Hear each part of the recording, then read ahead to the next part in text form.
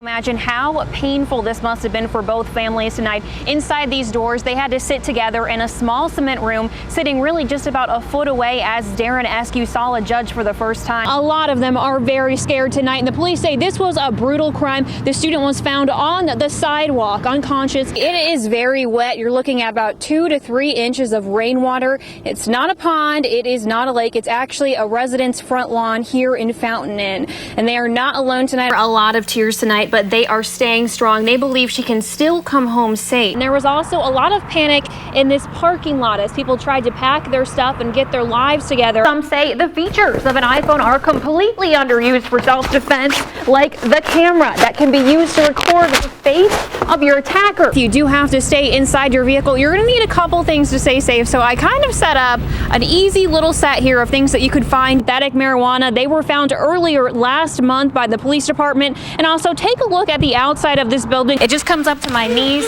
and these wheels are actually just about 16 inches. Since I'm the self-professed zombie expert, I'm going to give you guys a look at what this attraction actually looks like. Obviously. And this, if you can believe it, is actually just a portion of all of her supporters. It's a place many have been talking about recently, but fewer dare to visit. More than 50 make up this little city, and the people who live here are family. They work to help each other out. They even equally divide the community's generous donations. In part, it's thanks to this man. They call me the governor down here, and I try to make sure everybody gets an equal cut. With the help of his wife, who has been by his side for a long time. Me and her have been married 32 years, been together 35. We came down here on our anniversary, 32 years. They keep order here and make sure everyone gets what they need. But as the temperatures turn to freezing, there's one type of donation that's become their most prized possessions: heat. This tank has 110 hours of heat. 110 hours. They say they've got plenty of food and clothes thanks to the community, but now they're in desperate need for heaters and propane tanks.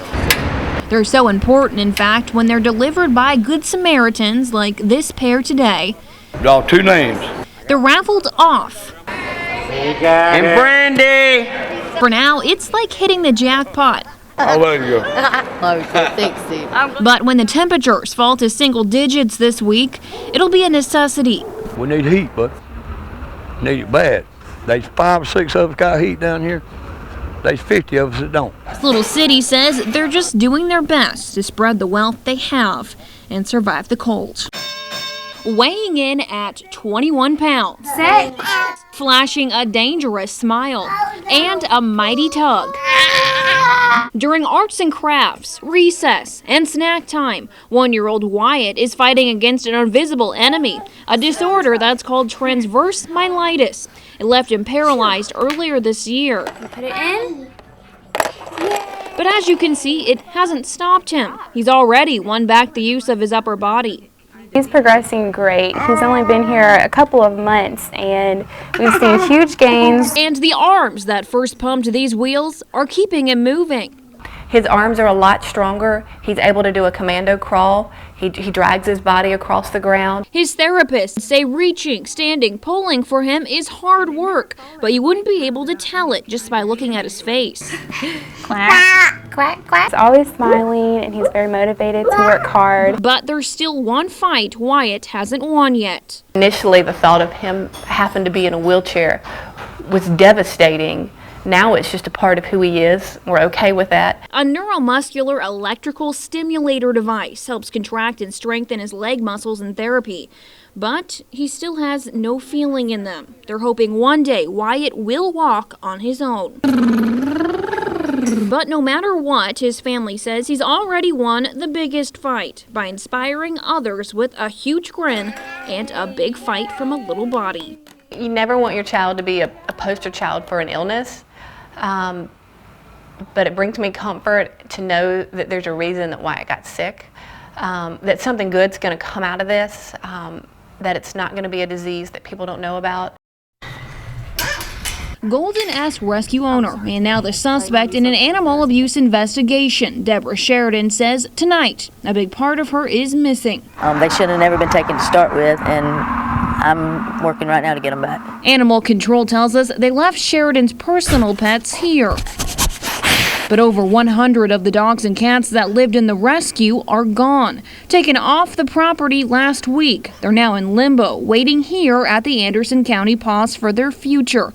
It'll be decided by a judge in the coming weeks. Officials tell me they're in stable condition, but blame Sheridan for what they say are serious medical conditions, like malnourishment and mange.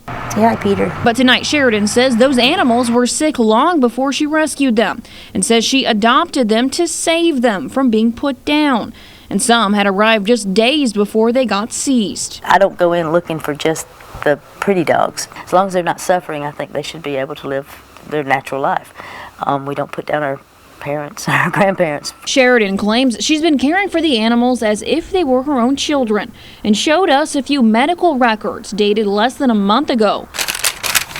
She also has kept several recent receipts for pet food, totaling in the hundreds of dollars. As far as the kennel conditions, they were elevated and cleaned tonight, but Sheridan admits she's fixed it up a little since her rescue animals were taken. It probably could have been a little cleaner, but not with the rain, the snow, and the ice. I mean, it's hard to get out there with a shovel, and when everything's so wet, I mean, it's almost impossible to do. Now she's desperate for her rescue to be full of life again. I hope to have them back really soon. And says whatever happens, this isn't the end of her rescuing sick and elderly animals. I don't think I have too many, no. At times I regret not taking others, because as long as I have empty space and there's one more hour in the day, there's room for one more.